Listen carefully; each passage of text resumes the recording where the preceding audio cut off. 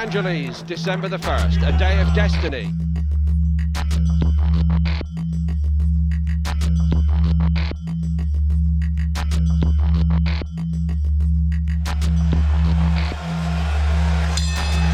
Round one, we are about to learn the truth. Can Tyson Fury cap off the miraculous comeback?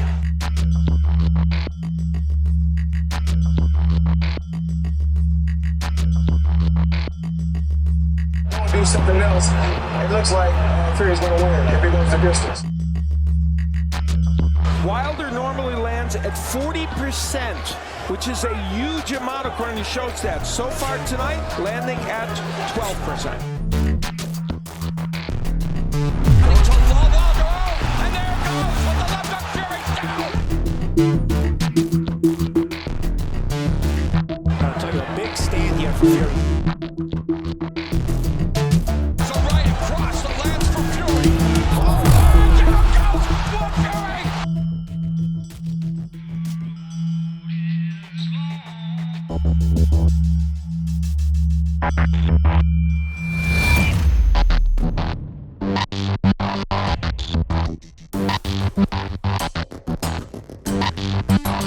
To hold on and buy time. His corner are imploring him to hold on.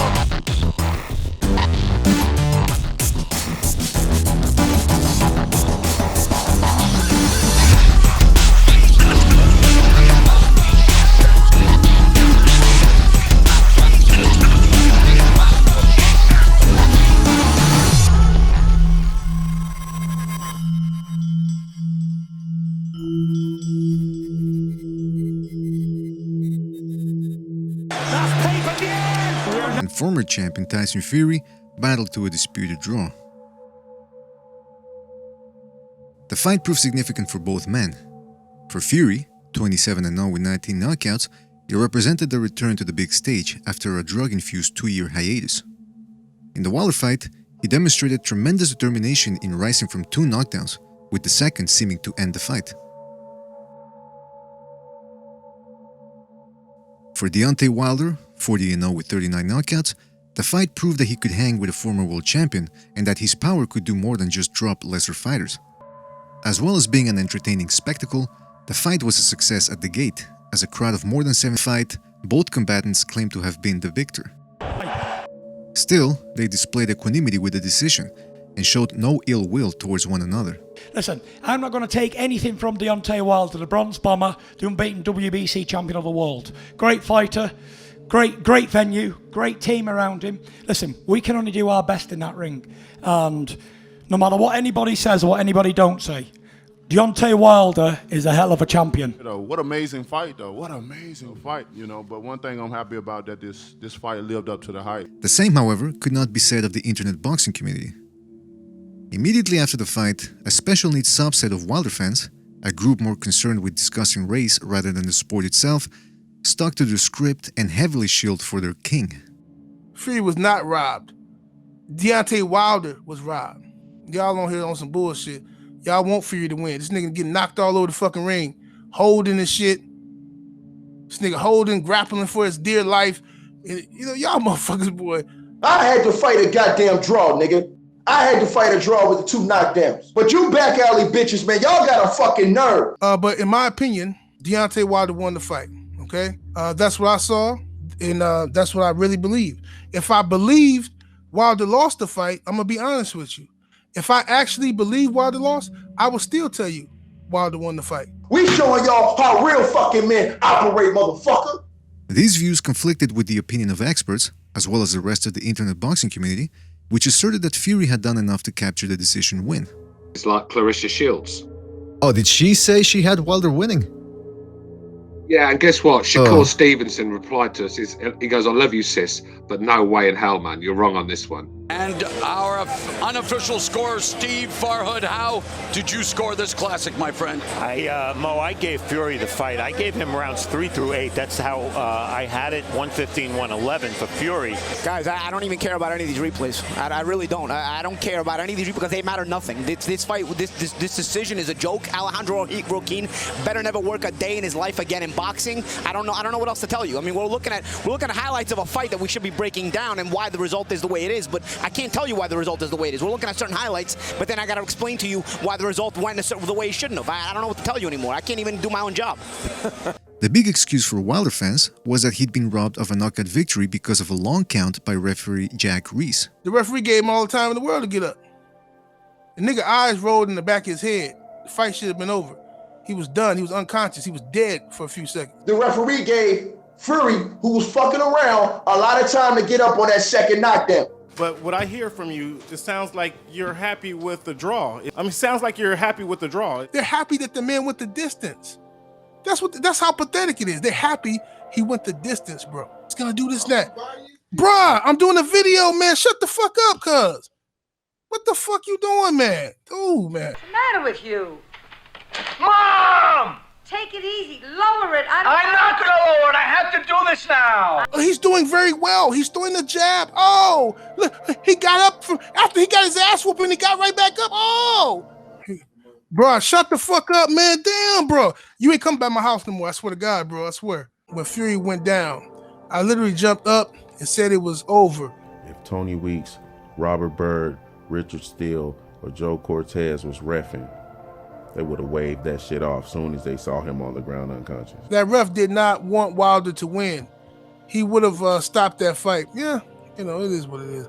But even a cursory replay debunked that theory. Unfortunately, with the count and knockdown, which I was so frustrated with the comments, and I had to stay away from the social media and the boxing groups and things like that because just some of the opinions of people, that's the way to put it. That was a long count. And this and that. There's been thousands of fights in the last 10 years, and I've very seldom heard anybody complain about a count. I didn't see any issue with the knockdown. I even recorded it on my phone, and if you did go by the 10-second count, Tyson Fury still beat it. This would go on to be addressed by the referee himself. When I asked Wilder to go to the corner and I picked up the count, when I turned back around, one of the things I instinctually noticed was that Tyson's right foot was up. And it wasn't caught under his left foot, it was up, he was holding it up on his own, which told me he's probably not out if he's holding his foot up. And I was always taught also, count a champion out. Give them the benefit of the doubt. People want to see a definitive ending, count him out. So I scooted in to see what I got, and as I was coming in, I don't know if you're gonna be able to pick this up on camera, but Tyson was laying flat on his back, and as I came in, he went like this. So he acknowledged he was awake. He looked at me when I was coming towards him. So then I got in, went over him, because it was loud, and I got right over him, and I was giving him counting out the numbers, and I was giving him the numbers with my hands at the same time, so he wouldn't be confused. In the end, both Fury and Wilder expressed their desire for a rematch and to finally settle the score. But despite the fighters' insistence on a second bout, the rematch would go on to take more than a year to materialize.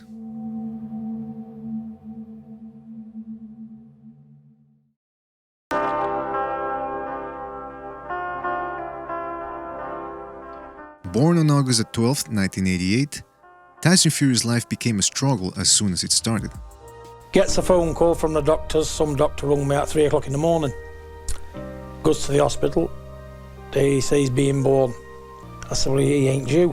Well, they said, complications have aroused, which we can't do nothing about. We just got to hope for the best. He's been born anyway. He's in the special care unit. And I think he was about £1.5 pound in weight or something, weren't you? Well, I looked and I had him in my hand. Picked him up, I put him in my hand there, look. And I'm looking at this doctor and he's looking at me. He said, miracles happen. I said, miracles do happen and they will happen. I said, he'll live. Having given little chances of survival after a premature birth, Tyson Fury went on to become a giant man. And in order to balance things out for his miraculous survival, nature decided to gift him with a Shrek-like appearance. Still, Despite his trollish looks, Fury compiled a glossy record of 24 wins with 0 losses, and by the time 2015 came around, he'd earned himself a shot at long-reigning champion and midget-crushing superstar Vladimir Klitschko. Despite being an undefeated heavyweight, Fury remained a bit of a mystery to boxing fans, with most of them managing to recognize him solely as the boxer who hit himself during a fight.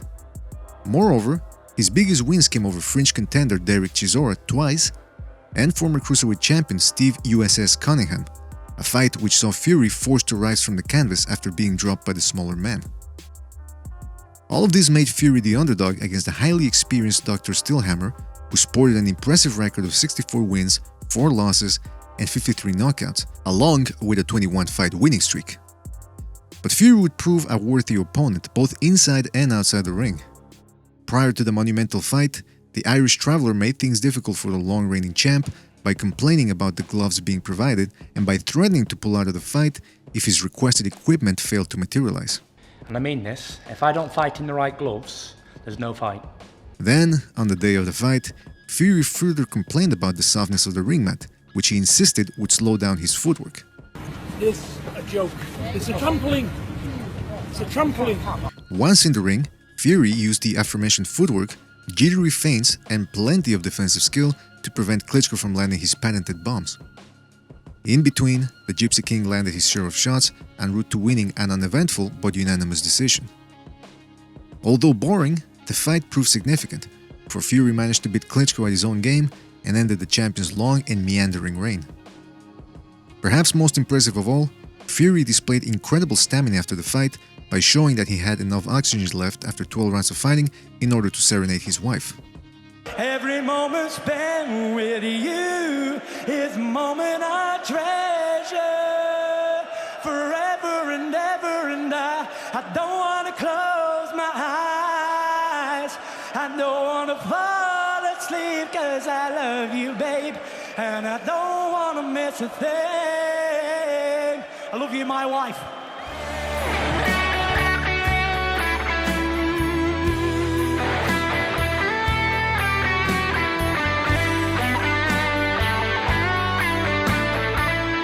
The post-fight song by Fury was, if not the strangest moment in the history of heavyweight championship fights, certainly one of them. But life wouldn't be all rock tunes and championship belts for the British behemoth. After scoring the biggest win of his career, Fury spiraled down a hole of drug use and mental illness that not only stunted his career, but threatened his life as well. Because I knew the fire was going, I didn't have that hunger anymore. I had the hunger to beat Vladimir Klitschko, but not to carry on and continue. I was sitting here, 400 pounds, a drug addict, an alcoholic, and I tried to commit suicide. And How'd you try to commit suicide? Yeah, and I was on the highway, and there's a strip of the highway where I am, and at the bottom of about a 5-mile strip, there's a massive bridge that crosses the motorway. And I knew that, and I got the car up to 190 miles an hour. I was heading towards that bridge. And I didn't care what no one was thinking. I didn't care about hurting my family, me career, people who friends, anybody. I didn't care. I didn't care about nothing. I just wanted to die so bad. I give up on life. And just as I was heading towards that bridge at 190 in this Ferrari, I heard a voice say, "No, don't do this, Tyson." But just as he did upon his first days on Earth, Fury defied the odds and managed to turn his life around. It started with losing the weight, which saw him going from looking like the Liberty Bell to a somewhat normal-looking human. Although still resembling a giant cave goblin, Fury showed that he'd retained his skills and reflexes in his 2 comeback fights against unheralded opponents.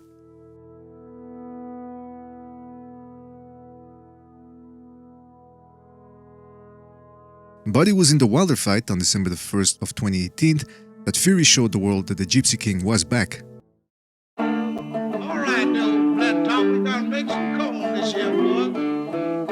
Born on October the 22nd, 1985, Deontay Wilder grew into a wiry 6 feet and 7 inch tall frame. He proved to be a successful athlete and set his eyes on either a football or basketball career. Unfortunately, his plans were derailed when his newborn daughter was diagnosed with spina bifida, a birth defect that occurs when the spine and spinal cord fail to form properly. With his options slim and needing a way to financially provide for his family, Wilder decided to embark into the dangerous world of prize fighting. So, I couldn't play football or basketball anymore because you had to go to school for that.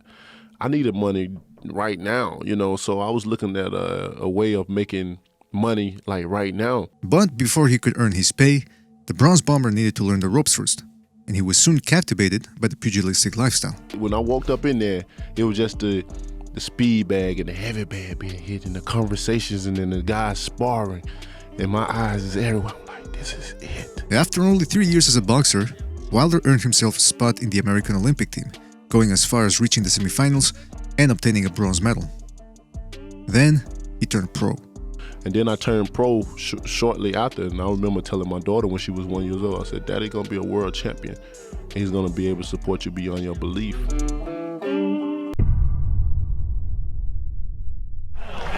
So that is the Olympic heavyweight bronze medalist, the only medalist from that Team USA team.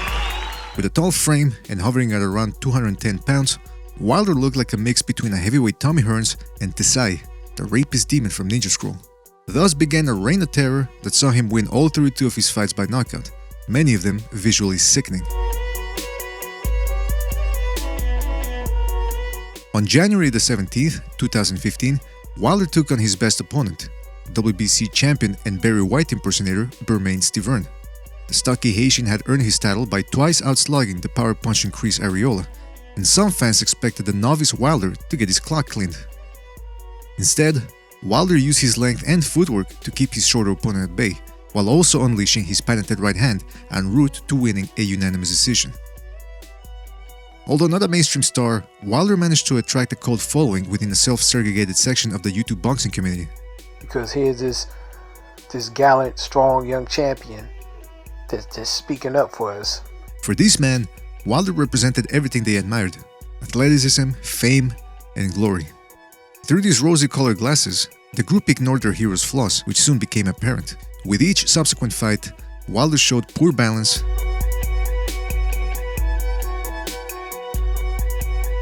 an inability to cut off the ring, as well as awkward and porous defense, which led many to question his punch resistance. Still, Wilder continued to win and did so with impressive knockouts. Even if the build-up towards them didn't always scintillate the crowd.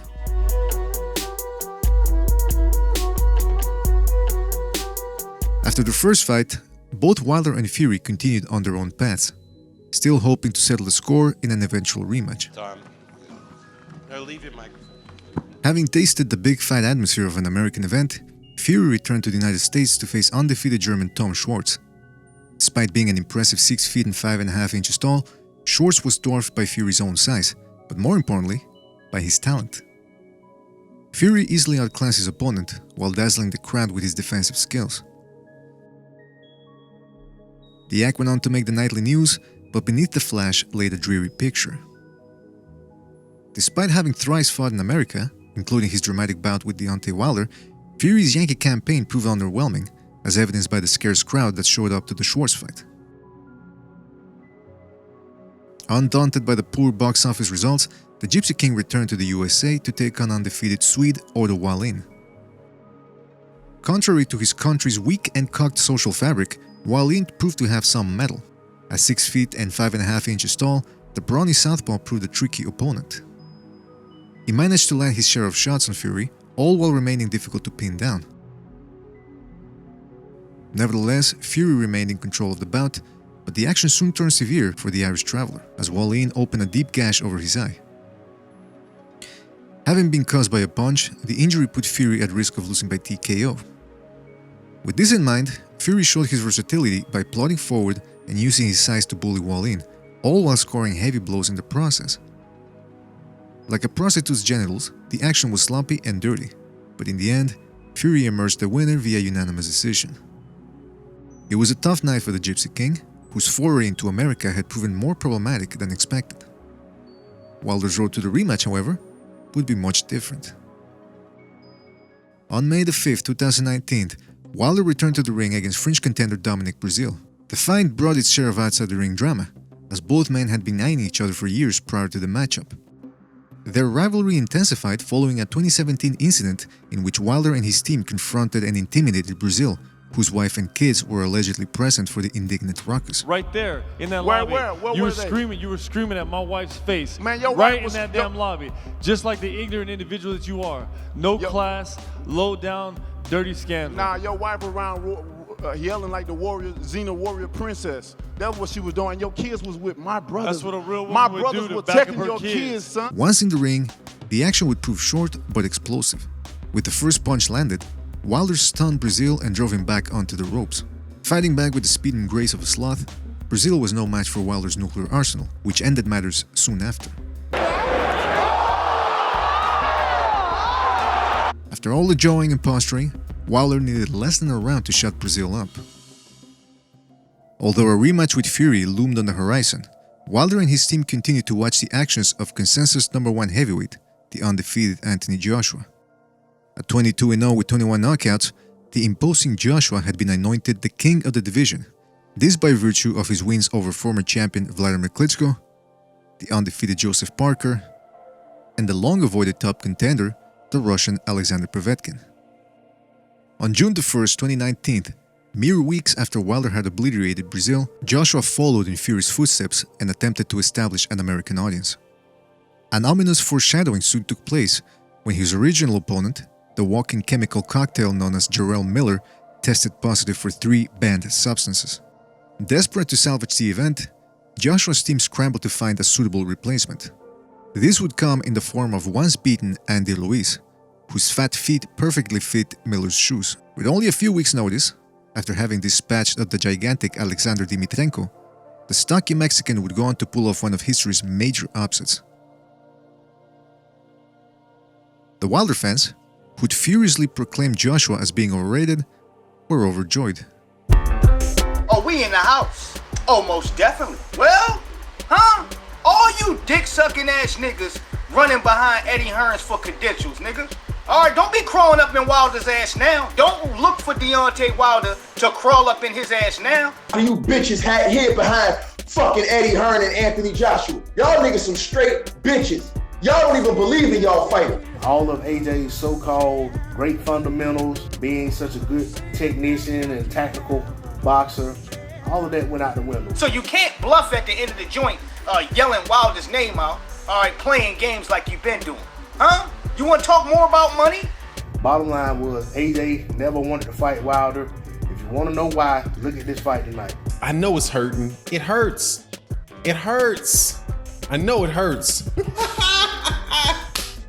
I told you, dude. The whole time I'm thinking, man, Deontay Wilder would kill this dude. You got knocked the fuck out.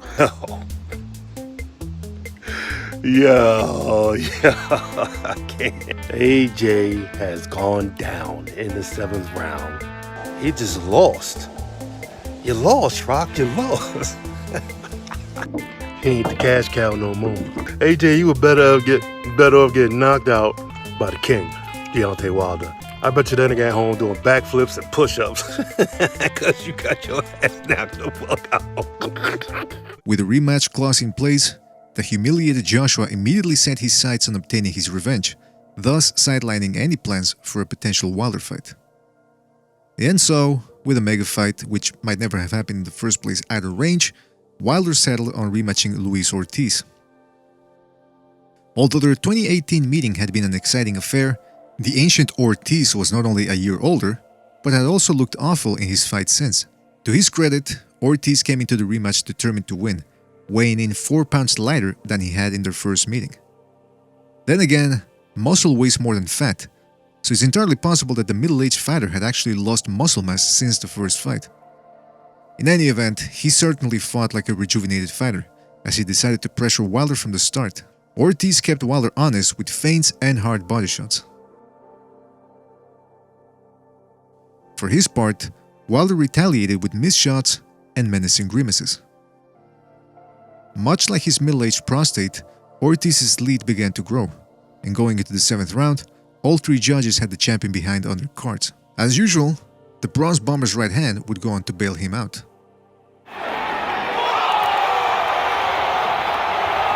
Looking like a confused old man awakened by rowdy kids playing his front yard, Ortiz did his best to rise, but his brains were scrambled, and Wilder ended matters in impressive fashion, once again establishing that he possessed the ultimate equalizer. And as if being knocked out wasn't humiliating enough for Ortiz, one panelist on the BDA podcast had a disturbing theory about the decrepit Cuban's hair. And I know people are going to get upset about this, but look, Luis Ortiz was fighting with a hairpiece. That's a hairpiece he had on. That's a big mistake. Because, oh my God. No, I'm keeping it. That was a hairpiece. That was. Go look. Look, I'm not trying to be a comedian here. He punched him and the piece of the hair was detached from its place.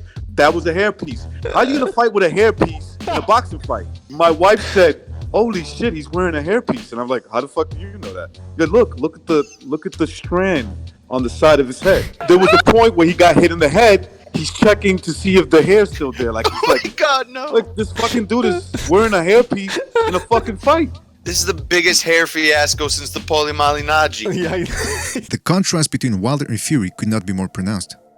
Not being a power puncher, Fury had to plot his way to a bloody win over an unknown Swede. And even when he managed to halt an opponent, the stoppage proved banal, requiring the commentators to hype up the display into more than what it really was. But look at the angles. Look at the distance.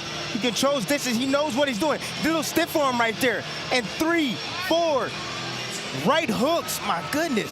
In contrast, Wilder could be outboxed for 6.5 rounds, do everything wrong, and still undo his opponent's work, as well as his wig, with one giant shot.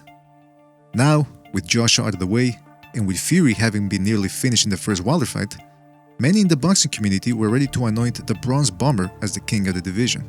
For many, the Fury rematch was a mere formality. The build-up to the rematch, however, would be anything but.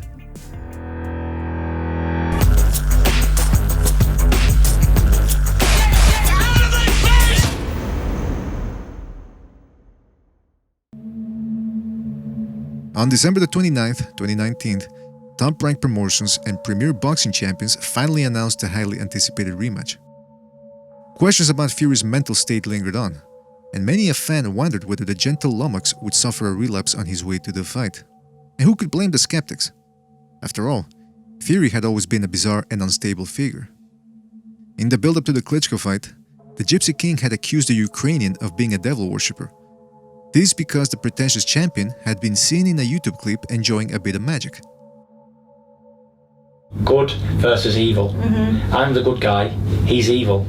Because I believe he messes with stuff that people shouldn't mess with. And I mess with stuff to do with God. They mess with stuff to do with other things. Fury also targeted the homosexual community, claiming that legalizing marriage between Twinkies opened the door up for pedophilia and bestiality. The decadent mainstream media soon caught wind of his comments and demonized the Gypsy King. You've said things in the past which people have found abhorrent. They've accused you of misogyny, they've accused you of homophobia. No comment, don't even go there. But do you accept that you've got to win over a larger number of people coming back this time before you can be fully accepted? No comment. One man who does have a question is a former police officer who's made a hate crime complaint against Tyson Fury to Greater Manchester Police. You don't want to say anything about that at all? No comment. People won't like that if they hear you no commenting. No comment. Have you said too much? You're at a point now where this is backfiring. Okay. I'm a boxer. I'm not interested in politics or anything else. Boxing only, thank you. But you face possible punishment? Blessed be the Lord. UKAD have upheld the... No comment. You don't want to talk about the Nandrolone thing? No comment. The question that Boxing, we asked... please. Terminated. We'll leave you to it. I can't keep up with you, Tyson. I've got a train I can't stop, unfortunately. But blessed be the Lord Jesus Christ. Then, in a strange attempt to combat the accusations, Fury kissed the man on both cheeks. This, however, failed to assuage the cabal, which remained intent on reminding Fury of his woke blasphemy. But it does show the pressure the BBC is under, particularly with more than 100,000 signatures on that petition demanding that Tyson Fury is excluded from the shortlist. As if targeting butt pirates wasn't enough, Fury then set his sights on a certain desert tribe, with a demented giant accusing them of both owning the world's banks and of eroding Christian values. Although being 100% correct, Fury's penchant for making his politically incorrect views public was beginning to hurt him. Now, with the Wilder rematch looming, Fury stayed true to his abnormal character by revealing that part of his strategy for the upcoming fight involved furious masturbation sessions designed to keep his testosterone levels flowing. Pump it, pump it, pump it, pump it up, don't you know? It's possible that he was only joking, but that did not deter your humble narrator from trying out the technique. Suffice to say, it works. Wilder, for his part, was not exempt from wacky antics. As mentioned before, the hotel incident with Brazil was just one of many strange and violent outbursts. On May 7, 2013, Wilder was charged and arrested for allegedly assaulting a woman in a Las Vegas hotel room. Then, in 2014, Wilder engaged in an outside-the-ring sparring session with the infamous Charlie Zelenov, also known as Charlie Z. Contrary to popular belief, Zelenov is not an internet troll, but rather a man with obvious mental issues, as evidenced by his erratic behavior, his obsession with celebrities, I was on the phone buying flowers for Kim Kardashian, man. and his probably false claims of being both a cyborg as well as the reincarnation of Jesus Christ. Cyborg! I'm a cyborg! I'm the greatest, I'm Jesus Christ! Nicky! Nicky! Come here right now! Nicki Minaj! That, however, did not prevent Wilder from bashing the undersized mental patient onto the ground, this for alleged comments the man had made about Wilder's handicapped daughter. Wilder would then justify his irresponsible behavior by claiming that the brawl had been designed to help Zelenov, although he failed to elaborate how a professional boxer beating up on an undersized mentally ill amateur could achieve that. For more information, read up on Dr. Wilder's 2014 essay, Backyard Pugilism as an Antagonist to Psychotic Schizophrenia, published in the Harvard Review of Psychiatry. Unfortunately, most people gave him credit for his irresponsible actions, including former UFC fighter and skinny jean enthusiast Brandon Schaub. You're the same guy who beat up a troll off the internet, which made me an instant fan when he brought that dude in and knocked that dude out. But as if bashing a scrawny and mentally unbalanced civilian wasn't enough, Wilder decided to creep the world out with his next comments. In a 2018 interview with The Telegraph, Wilder stated that, "If they ever invent something that will allow a man to carry a child, I want to sign up for it. I really do. I would say to my girl, let's have a baby, and I'll carry it. I would love to experience what women go through to bring life into this world." He then added, "That's why women are the most powerful thing on earth. When we've got people who bleed for 7 days every month, come on, man." For many, Wilder's wish to become pregnant could only signify that he wanted to get fucked in the ass. Baby, please pour more chocolate on me because I wanted to get a little messy, yeah? But that was nothing compared to Wilder's more morbid comments. As far back as 2015, Wilder had expressed his interest in murdering somebody inside the ring. This fight right here, I will get a body on my record. I've been wanting one for a long time now anyway. Saying such things in a sport that sees at least one of its participants perish per year was distasteful enough. But that did not stop the Bronze Bomber from repeating the comment over. I meant that. I do want a body on my record. And over. This is the only sport where you can kill a man and get paid for it at the same time. It's legal. So why not use my right to do so? And over. I don't want to kill somebody for a few seconds. Nah, I want a body on my record. I want one. No, you don't. I want one. I want one. I really do. Like, you want to be Ivan Drago? Je vais te démolir. Si pas mi. Je vais te démolir. Perhaps like any true avant-garde performer, Wilder wished to create a real-life masterpiece through his actions, one which would involve juxtaposing childbirth with death, thus representing the circle of life. Or he could just be a retard. In any event, many a fan, as well as boxing personalities, took offense to Wilder's character.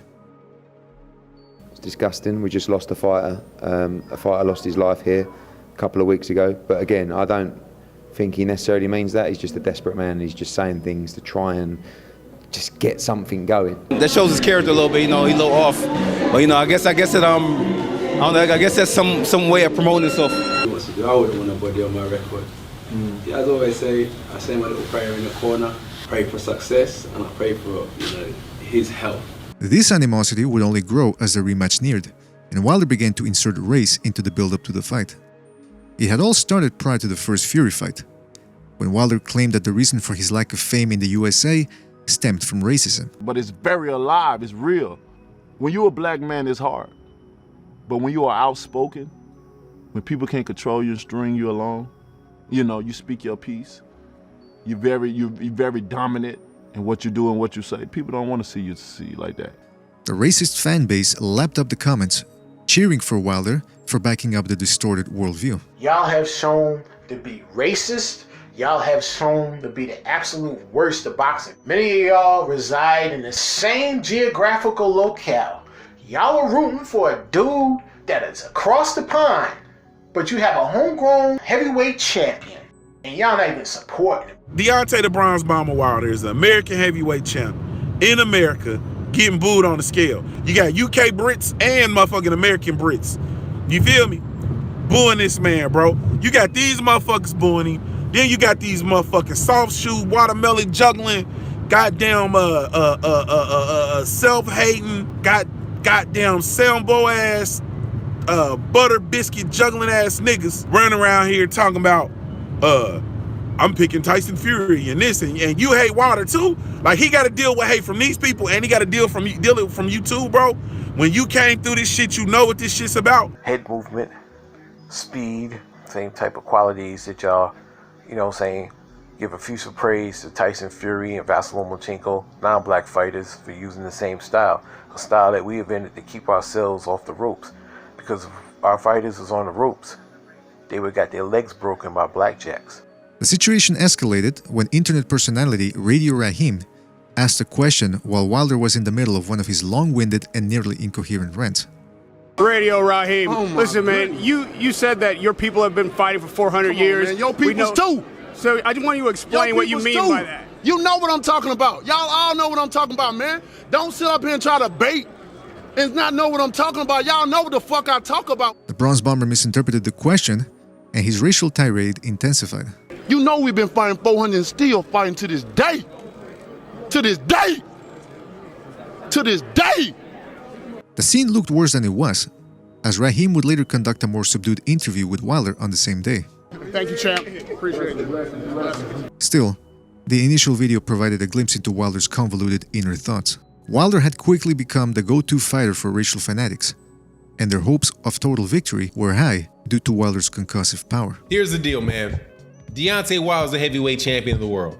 Of course, I got Deontay Wilder winning the fight by knockout. That's the easy pick. He knocked everybody out so far. I don't think Tyson Fury is going to be anything different. But the Wilderites weren't the only ones confident in the Bronze Bomber. Several people, including former and current boxers, as well as commentators, gushed over Wilder's power and of his potential for improvement. What adjustments do you see Wilder making? Calming it down, looking for his punches, setting his punches up, more feinting. Yeah. I've done enough rounds with Wilder to know how effective his jab is. He can box. Deontay have the punching power, but his skills are getting better. Look, I think Deontay Wilder is going to be smarter. I mean, we've seen the change. We've seen the progression of Deontay Wilder. Deontay, because the fact of the matter, confidence that he have, and he making the adjustment that he need to make to eventually catch Tyson Fury. But I think he's going to go in smart with this fight. He's going to take his time, maybe give a couple of rounds, to tire Tyson Fury, and even make him think that he's got him. Let me tell you this: it only takes one punch. But much like Bigfoot and the Loch Ness Monster, this sudden improvement of technique from Wilder was more mythical than factual. Indeed, in the lead-up to the rematch, Wilder's own comments indicated an over-reliance on his power, as he continually insisted that Fury would fail to hear the final bell. Surprisingly, Wilder, although older than Fury, fought like the less experienced fighter, often finding himself off balance, showing poor punching technique, as well as an inability to fight off the back foot. Many saw the writing on the wall, effectively pointing out Wilder's apparent flaws. Throughout his whole career, him fighting subpar competition, him getting outboxed for most of the fight, then landing, one deadly punch and he wins by knockout. I guess you're satisfied. Like, look, I don't expect anything from Wilder. This sums up Wilder. He's patient. He knows how to stand his distance. He has an understanding of the range he needs, and then he's got a hell of a right hand. That's basically Wilder. But when you have a sure shot against someone like Wilder and he's wide open, you gotta step into that punch and punch through him, and there will be no counters coming back because he will be either on the canvas or hurt. I'm telling you now, right? The minute he fights someone that's going to back him up and put pressure on him, he's going to crumble. You're not going to avoid this guy for 36 minutes fighting at range. You're just not going to do it.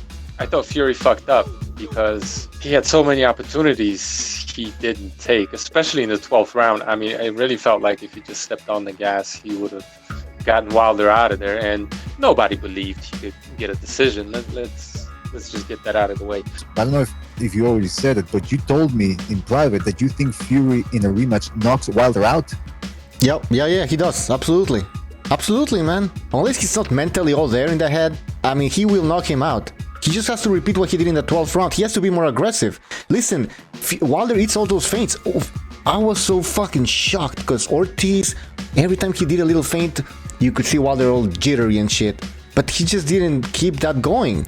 I mean, listen, Fury will knock him out, trust me, man. Still, that does not deter fans from picking Wilder as the eventual winner. I just think Tyson Fury, he fought great, but I think he fought the best fight he could possibly fight.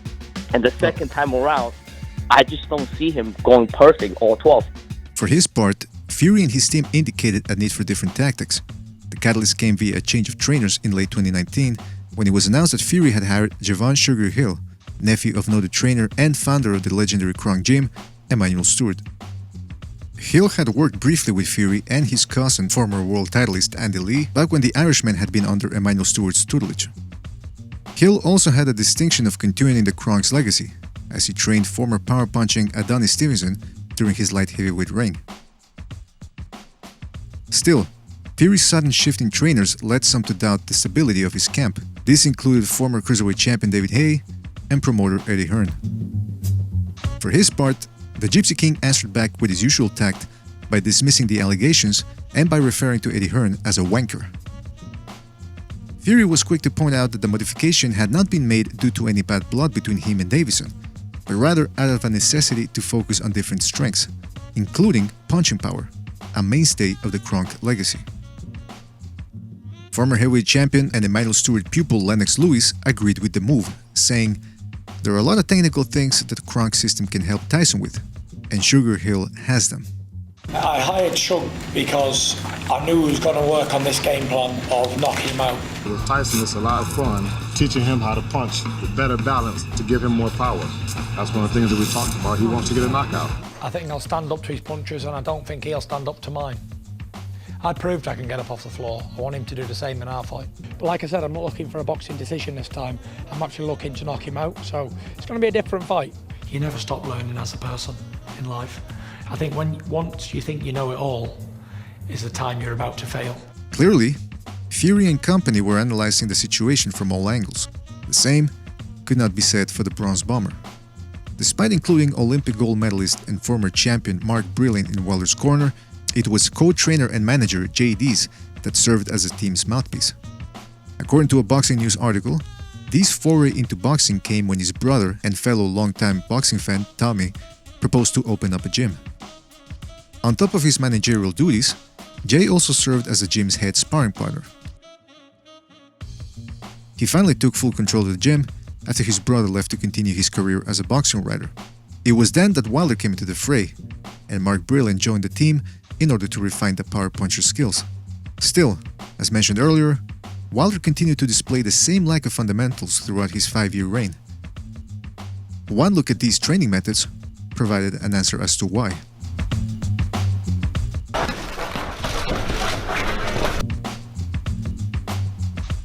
Yeah, right.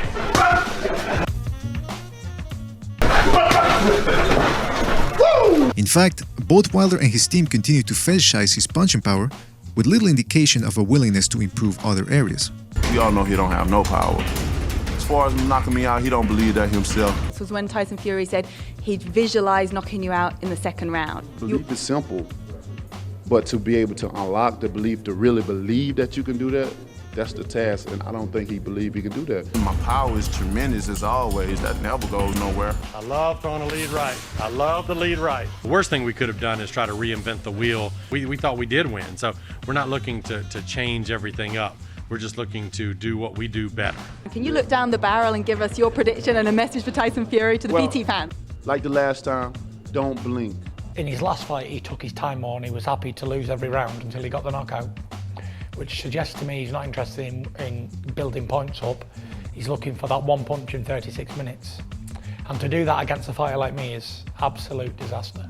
Wilder's folly finally culminated when he asserted that he would have knocked out a prime Iron Mike Tyson. Listen, folks. Half of y'all motherfuckers don't know your history about when it comes to this sport of boxing. Let's face it, you do not know your history. How many Hall of Famers, fighters, did Mike Tyson actually fight? My hand speed, I'm too long for one. I'm too tall. My athleticism, my feet work, all that give me an advantage. It plays a big part. They gotta really just let that era go in the past. I am the hardest hitting punch in boxing history, period. The comment drew the boxing community's ire, with many vehemently disagreeing with the Bronze Bomber. Hell no. Not at all. He makes too many mistakes. Deontay Wilder has a lot of talent, makes a lot of mistakes, off balance, things that I think Mike Tyson would have capitalized on. Deontay Wilder said he would beat Mike Tyson. Lennox Lewis did not agree. I told Wilder I think he would have a chance. What do you think? I don't think nobody could beat Mike Tyson at that time. You told him that? I think so. He has Mike Tyson? Deontay Wilder, I love the fact that he's the American heavyweight, but that's a bit too much. I think the hype is probably renting too much space in his head. All right, stop, Jay. Deontay Wilder said that he'll beat Mike Tyson in his prime. What'd you think? He's smoking crack. Still, others agreed with Wilder. Mike Tyson, man, he's Mike Tyson. What Hall of Fame fighters do Mike Tyson have on his resume? And what Hall of Fame caliber fighters do he have on his resume that he beat when they were in their prime? None of them. Luis King Kong Ortiz, his skill set as far as him as a fighter, Hall of Fame caliber fighter, man, period. You know what I'm saying? Deontay the Bronze Bomber Wilder got 2 wins over him. Deontay the Bronze Bomber Wilder would knock out Iron Mike Tyson in his prime. I don't give a fuck if I didn't believe he could knock out Mike Tyson. I'm still gonna go and say, yeah, he knocked him out. As the fight grew near, the animosity between Wilder and Fury intensified, with harsh words being traded in the press, as well as in the final press conference.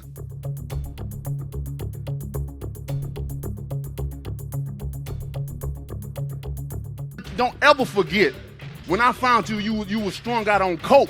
When I found you, you was like a big house, contemplating about killing yourself. So don't you ever forget who brought you to big time boxing, because that's the only thing that y'all can promote.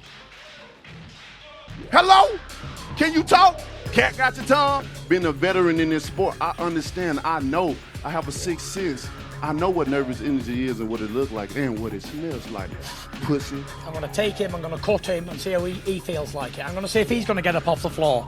Things only became more heated at the weigh-in.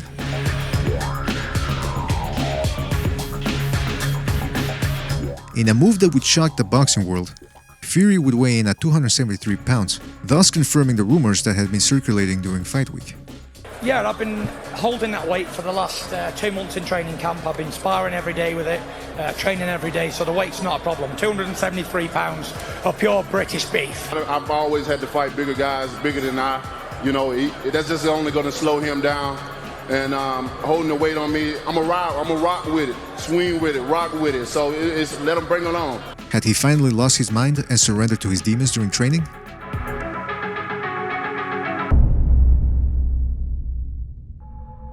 And finally, after all the talking and speculating, fight night arrived.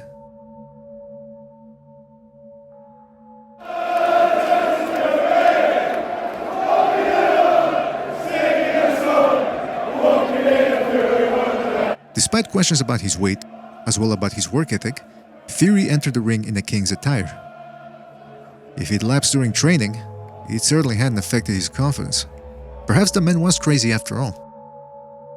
For his entrance, Wilder continues his tradition of politicizing a boxing contest by showing up with a rapper who chattered on about skin color. Gonna put him up for black magic, black excellence, black habits, this black medicine, everything black. Black magic, black excellence, black habits, yeah, everything black. This was especially striking considering that the bout was taking place on Black History Month. In the end, no politicians, police officers, or cult leaders could affect the fight's outcome. It would all depend on the fighters themselves.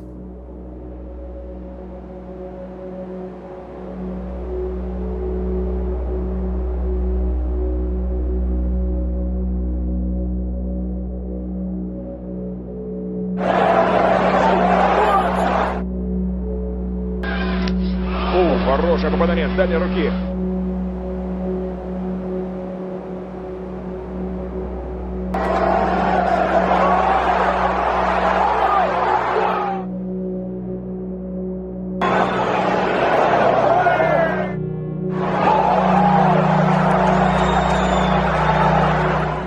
Лицом в пол.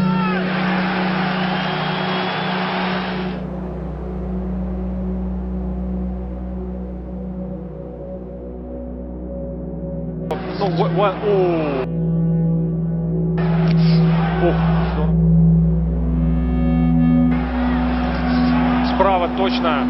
Пытается. А успевает поднырнуть под эти удары сейчас.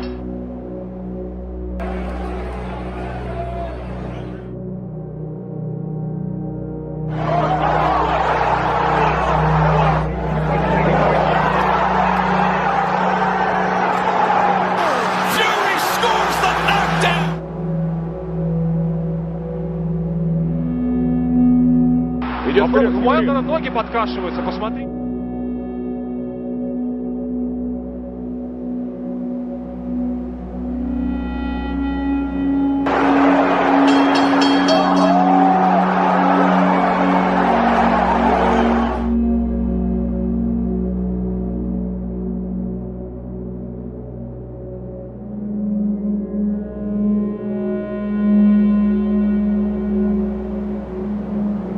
Поролся тоже на удар снизу.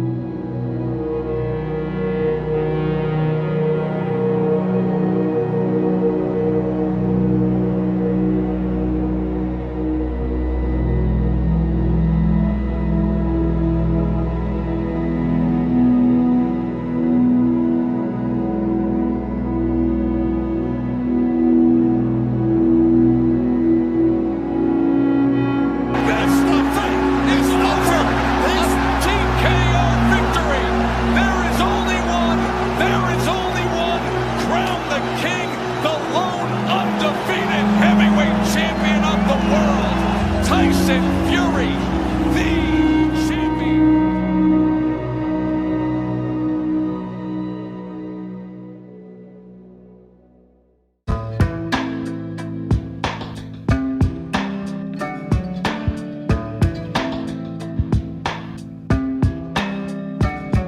I just want to say big shout out Deontay Wilder. You know, he came here tonight, he manned up, he really did show heart of a champion. I just wish that my corner would have let me win out on my shield. I'm a warrior. There's no excuses, and we come back and be stronger. Come on, we gotta be gracious in our picks. No, I'm not. What about all these fucking clowns that laughed at me when I said round 7, Fury stoppage? Oh, Wilder only has to be perfect for 2 seconds. Wilder only has to be perfect for 2 seconds. What kind of stupid ass fucking plan is that? This is what great fighters do. They change, they innovate, they improve.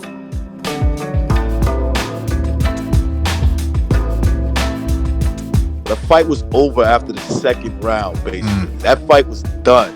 Every time he hit him, he broke him up. He was breaking him up.